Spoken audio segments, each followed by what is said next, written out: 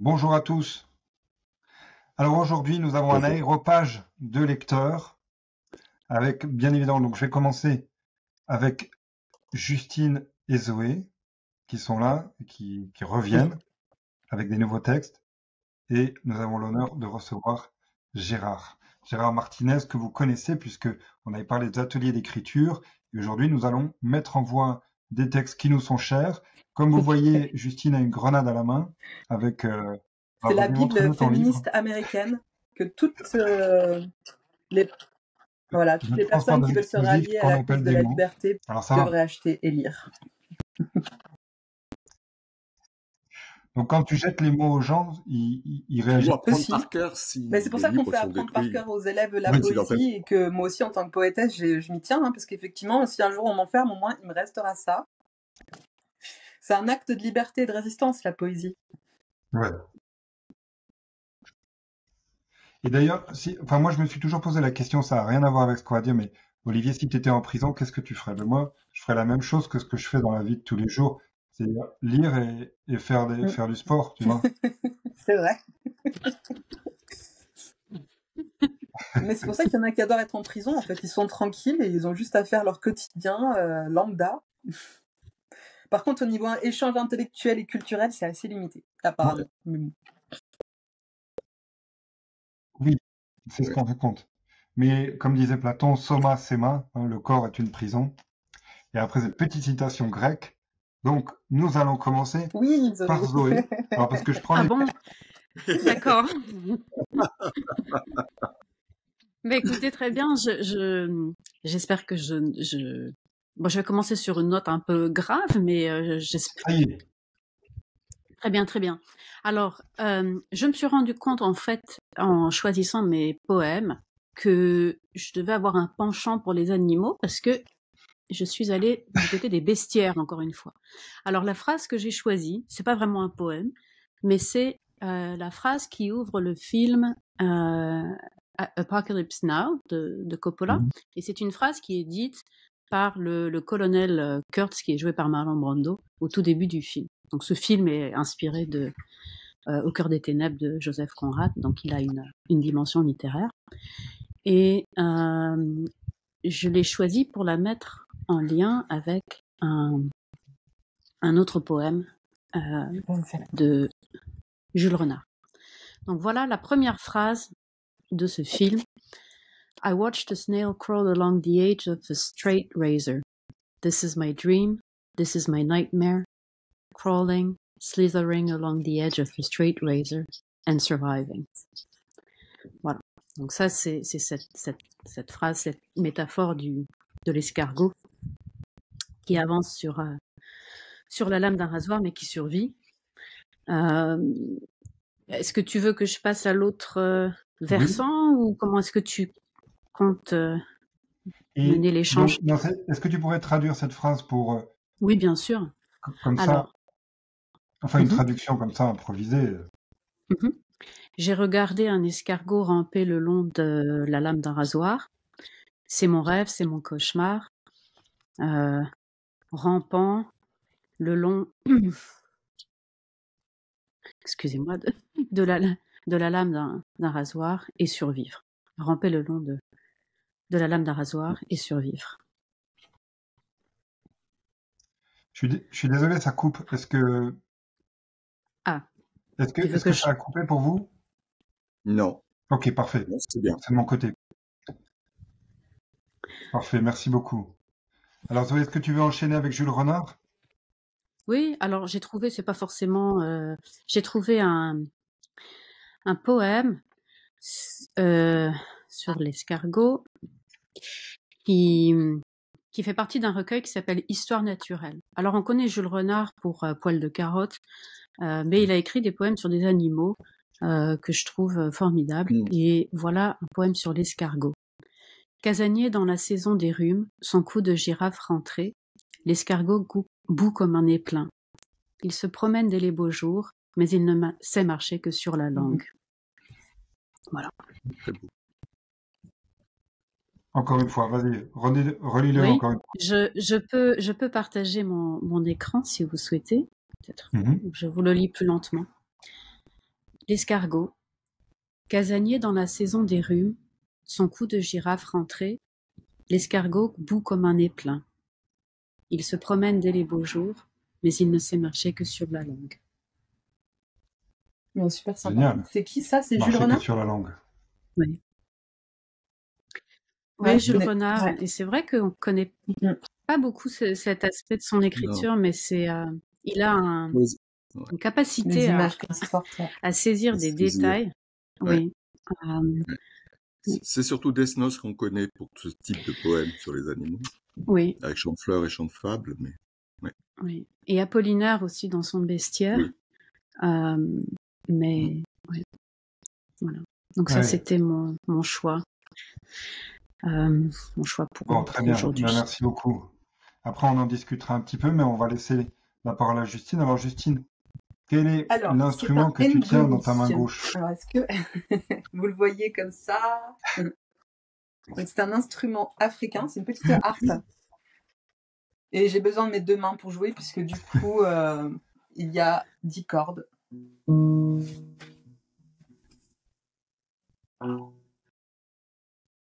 D'accord. Une de plus que sur la lyre d'Orphée. Ah, bravo, merci, Gérard. Et je vais du coup déclamer mon poème, donc thème libre, rouge comme le feu.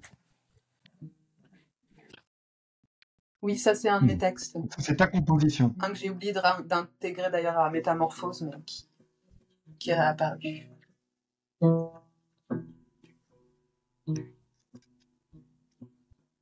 Thème libre, rouge comme le feu. Pétille les flammes, feu. Vibration de ton esprit. Animé par la poésie du monde.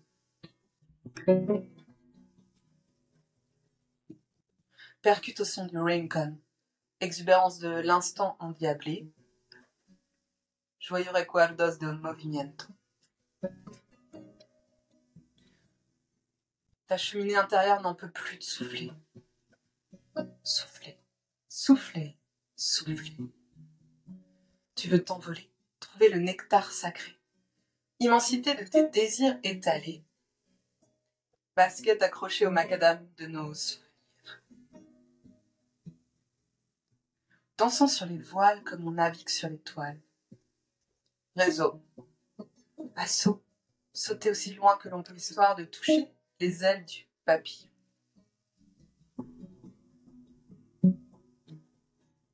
Delirium butterfly. Branche fleurie. Juste sentir l'asphalte des mots. Dans les tours assoiffées de nos esprits, cherchant le but et non la fin. Tour à 360, accélération des Jocondes, affichée sur la tour Eiffel, beauté et luxuriance. La Joconde nous regarde, les yeux se perdent pour se fondre en couleurs sur Paris. Paris qui s'anime, Paris qui s'enivre, Paris qui se révolte pour du temps pour vivre. Les touristes nous regardent défiler.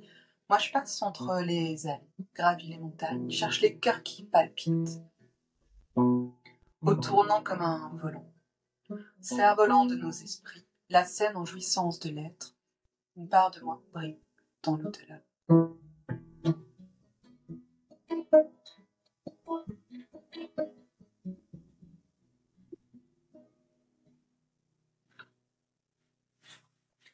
Voilà. Merci.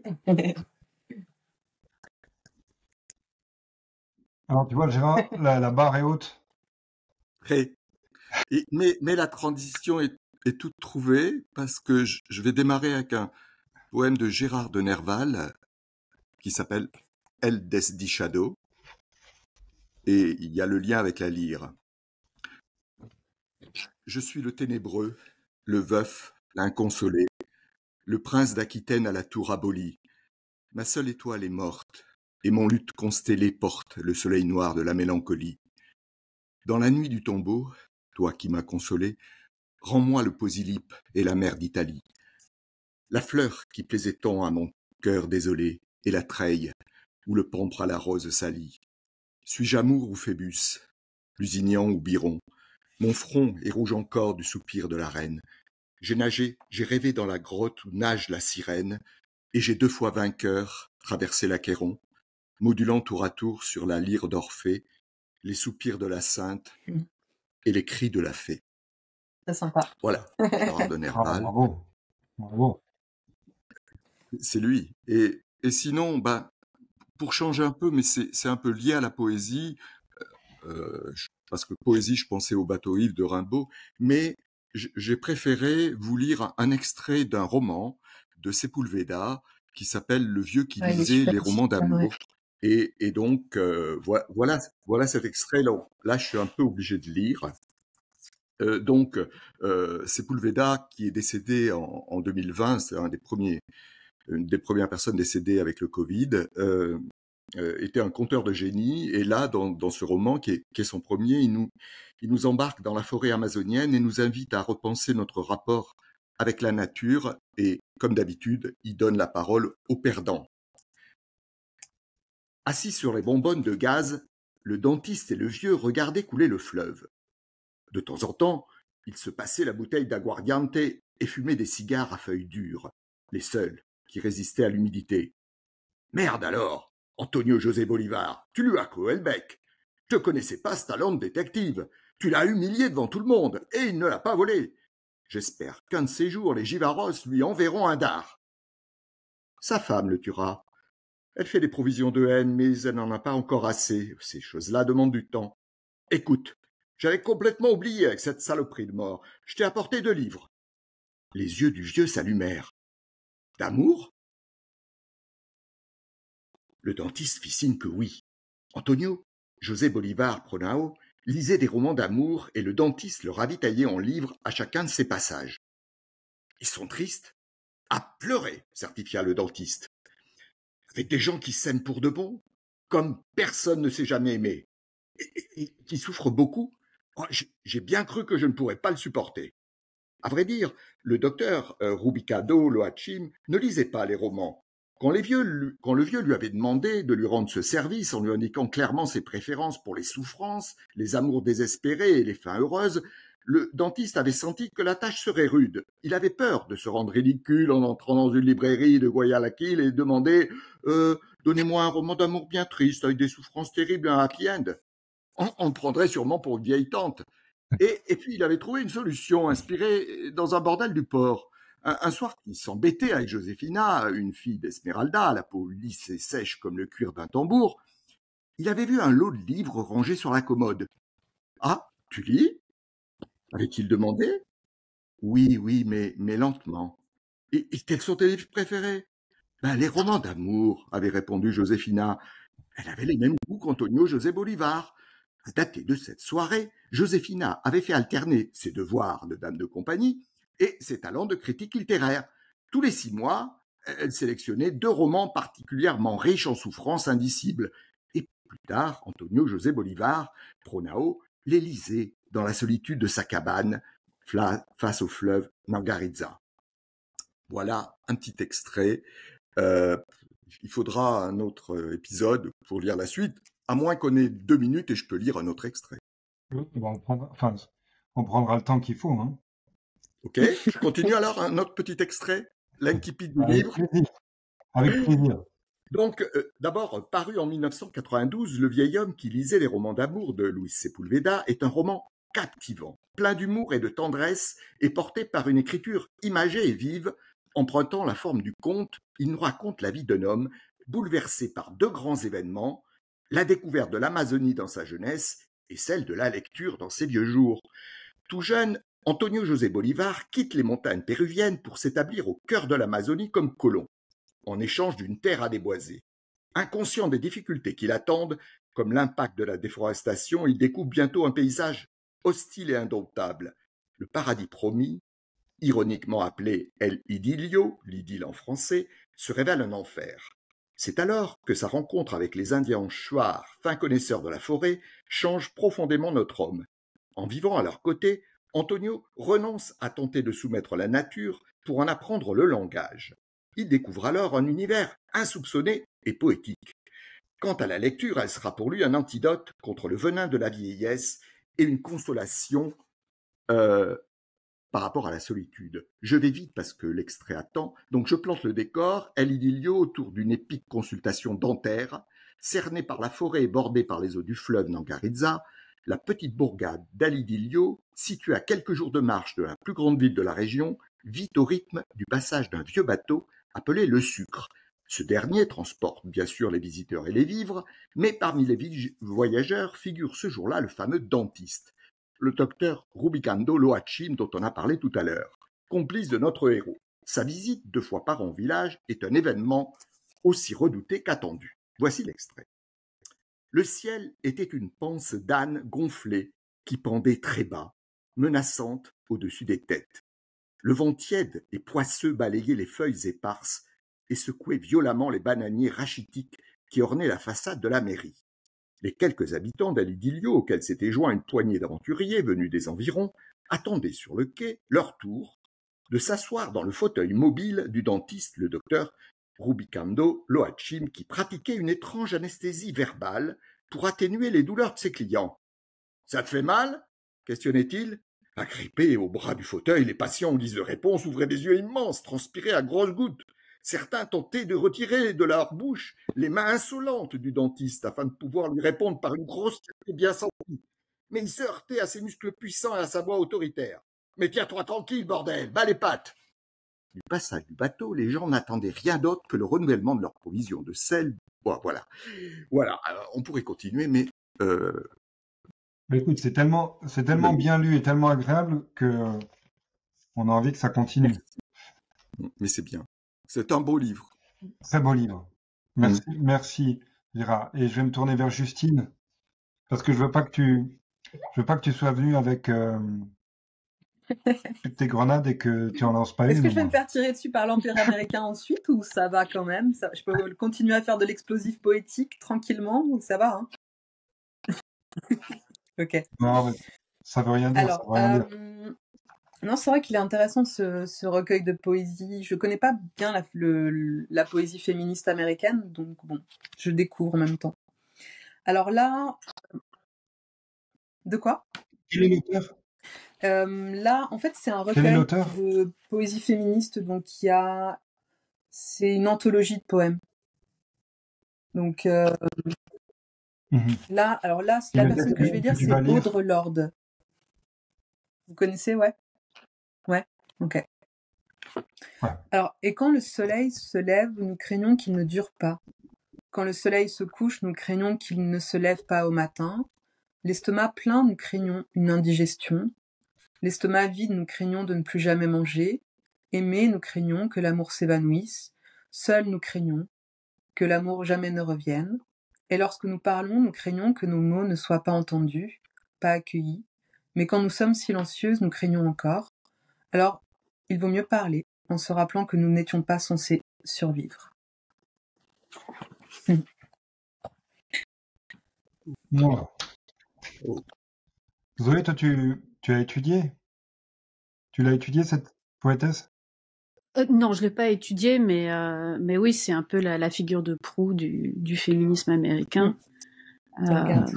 Elle doit avoir un site, non? Et ouais. Je crois qu'elle avait pas commencé un magazine ou il me semble.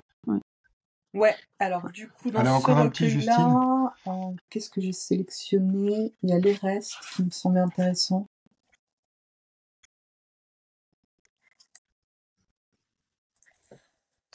J'en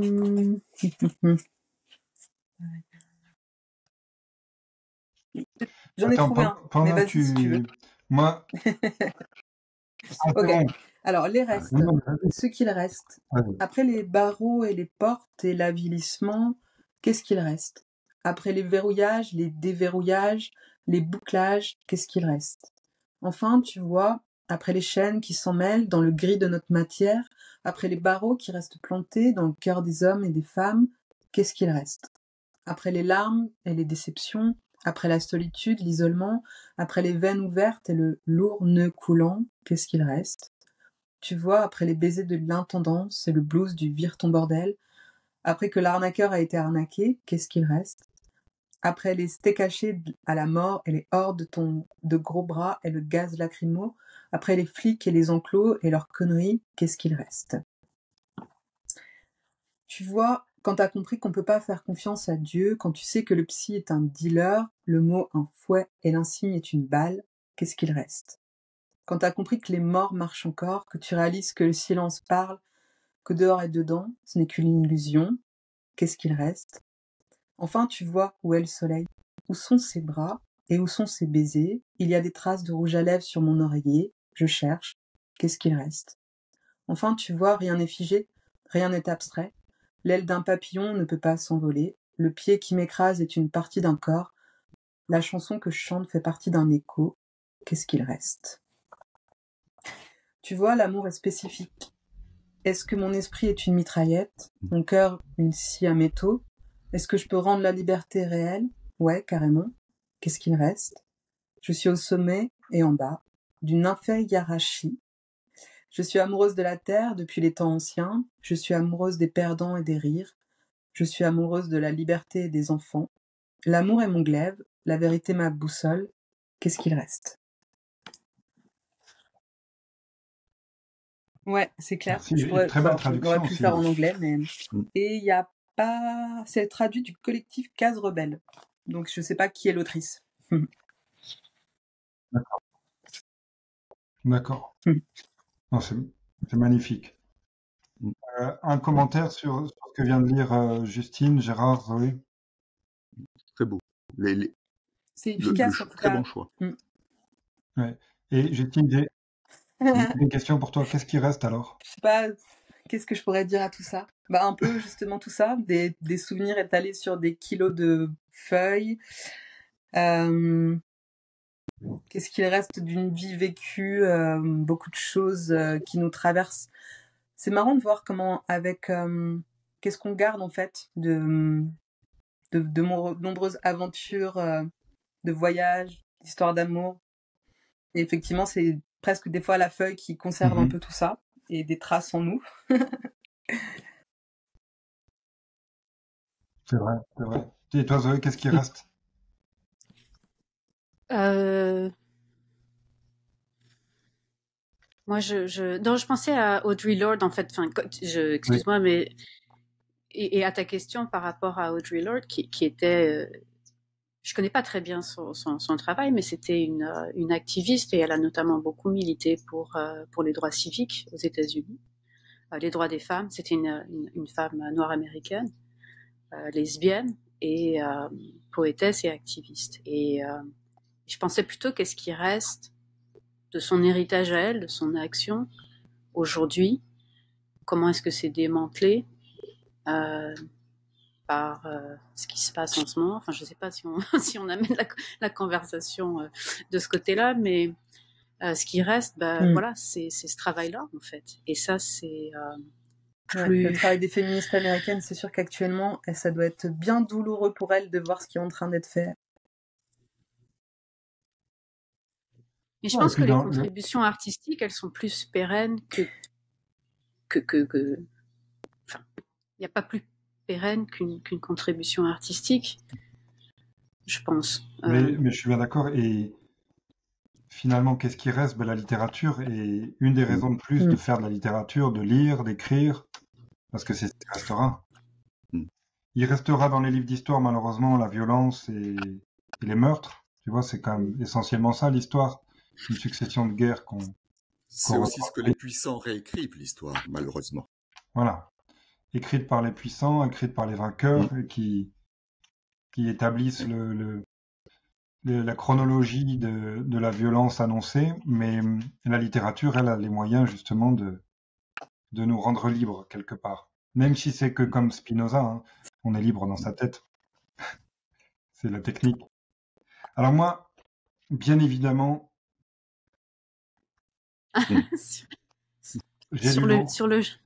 sur le jadis, parce que qu'est-ce qui reste? Il reste le passé, tu vois. En tout cas, aujourd'hui, il nous reste le passé. Alors, chapitre 7 de cet extraordinaire petit livre, qui est le numéro... Quel est le tome du Dernier Royaume? Le tome numéro 2, d'une série d'essais poético-philosophiques de Pascal Quignard sur le jadis. Je vais pas vous assommer, mais le passé est un immense corps dont le présent est l'œil. Ce corps rêve. La voile a abandonné, l'usure et le poids de chaque heure enfouissent ou dispersent ses vestiges. Peu à peu la poussière les dérobe à la vue, la signification les délaisse, le désordre les confond. Ces vies, ces livres que jadis le présent soumettait à l'envie et à la censure, le passé les a plongés dans l'absence et dans l'indifférence. De même que le journaliste ne voit pas ce qui vaut dans le présent, l'historien ne décèle pas ce qui valait dans le passé. Le temps ne trie rien. L'histoire épouse les causes qui réussissent dans la succession des années, des générations, des siècles, des millénaires. Elle ne donne ses soins qu'aux témoignages qui les font persister ou qui les réaniment. Il ne s'est jamais trouvé aucune balance exacte pour fixer le poids des époques et des œuvres. Il y a des absents sans retour, des effacés au souvenir du monde. Ok, j'arrête là, mais c'est extrêmement puissant, tu vois. Le passé est un immense corps dont le présent est l'œil. Le passé est un immense corps dans le présent. Et ça parce que, enfin, je voulais lire ce texte parce que il y a aujourd'hui un peu cette vulgate épicurienne à la sauce de la globalisation qui est, tu vois, tu dois vivre le moment maintenant. Donc bon, tu peux dépenser tout ton argent. Ce qui compte, c'est maintenant. Mais finalement, la réhabilitation du passé à travers le jadis, tel qu'il l'appelle, est extrêmement intéressante chez Pascal Quignard. Sans qu'on se soit consulté préalablement, je trouve qu'on a choisi des textes qui sont finalement résonnants. Quand tu parles de la vulgate, est-ce que tu parles de tout le discours sur un peu New Age, de mindfulness, et c'est de ça que tu parles, l'injonction à vivre le moment présent. Comment, je sais pas, bon, appeler ça, si je dis capitaliste, ça fait bizarre parce que tu vois, on a passé ce stade, mais comment la société a récupéré tout le discours épicurien et hédoniste qui était assez subversif pour en faire des t-shirts, des étiquettes, des invitations à acheter, à dépenser, tu vois, à consommer. Il le récupère à des fins de production, en fait. Il faut faire sa méditation du matin pour être productif ensuite et être le plus efficace possible. C'est pas forcément le message épicurien. Exactement. Et toute cette volonté, quelque part, de supprimer dans nos vies ce qui est inutile, tu vois. Tout doit avoir une fin, une utilité, une productivité, parce qu'à la fin, on veut être plus productif. Donc, souvent, la question que je pose à des gens qui, d'après le système conventionnel, ont gagné beaucoup d'argent, je dis, mais quel est l'objectif? Qu'est-ce qui va se passer avec ça? Quelle est la réussite patrimoniale? Donc, je comprends très bien la volonté de transmettre sur des générations quelque chose pour obtenir l'immortalité, mais la véritable immortalité, elle est dans les livres. Donc, tu veux dire que ceux qui ne lisent pas ne pourront jamais être immortels. C'est comme ça que tu les contrains à la lecture. Non, j'invite les mortels à lire. Ils n'entreront jamais à l'Académie française. J'invite les mortels à lire, à écrire, et à se tourner vers l'étude de la philosophie. Ils vont te dire que ça rapporte pas d'argent, c'est compliqué, c'est fou. S'ils veulent faire du business, c'est pas assez rapide. C'est ça le discours. Oui, mais quelque part, c'est un ticket pour le paradis. Donc. Mais en ce moment, enfin, j'ai choisi un poème sur les animaux et je me suis rendu compte que le dernier texte que j'avais lu était aussi sur les animaux, et c'est parce que tout simplement je vis dans la nature et que ce monde me fascine. Mais en ce moment, je lis les Nouvelles orientales de Marguerite Yourcenar, et elle, on a, quand on parle, oui, qu'est-ce qui reste, ou cette idée de la pérennité de l'art ou des contributions artistiques, qu'elles soient littéraires, ça c'est un concept qui est très occidental que les choses soient permanentes. Quand on regarde la philosophie orientale, la philosophie bouddhiste ou zen, c'est absolument le contraire. Oui, c'est que rien n'est permanent, que et ce qui, enfin, nos angoisses d'aujourd'hui, elles sont aussi des angoisses occidentale. Qu'est-ce qui va se passer si tout est détruit? La vie recommencera un jour ou l'autre, peut-être sans nous, est-ce que tu ou en tout cas avec une version comme bouddhiste, Zoé, de nous. Non. Mais non, je suis pas bouddhiste, mais je trouve que c'est dommage. Enfin, j'aime bien lire sur les philosophies orientales. Je sais pas si j'ai les outils pour vraiment les comprendre, puisque j'ai grandi avec un cerveau qui était conditionné par des concepts esthétiques hérités de la Grèce, de cette partie du monde-là. Mais je trouve ça fascinant, oui,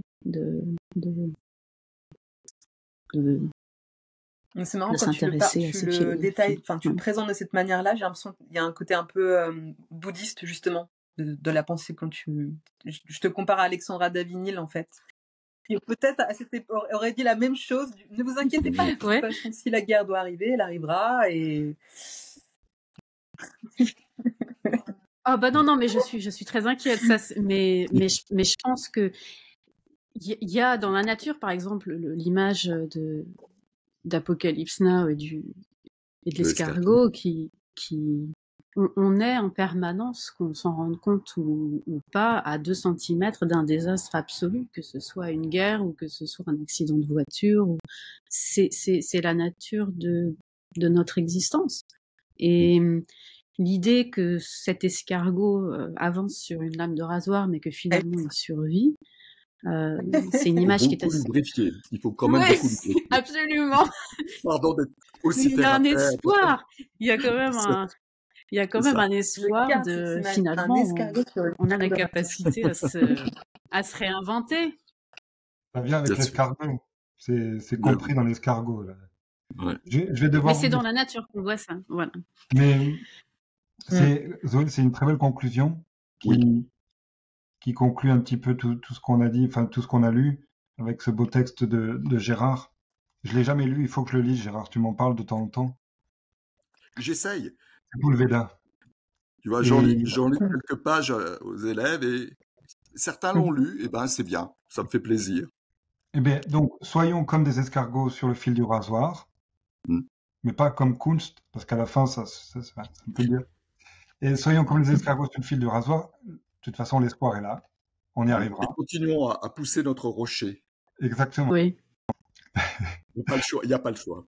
Mais comme disait Camus, il faut imaginer Sisyphe heureux. Heureux. Il faut imaginer Sisyphe heureux. Merci à tous et à toutes. Et à très vite. Merci. Merci beaucoup. À très bientôt. Au revoir. Au revoir.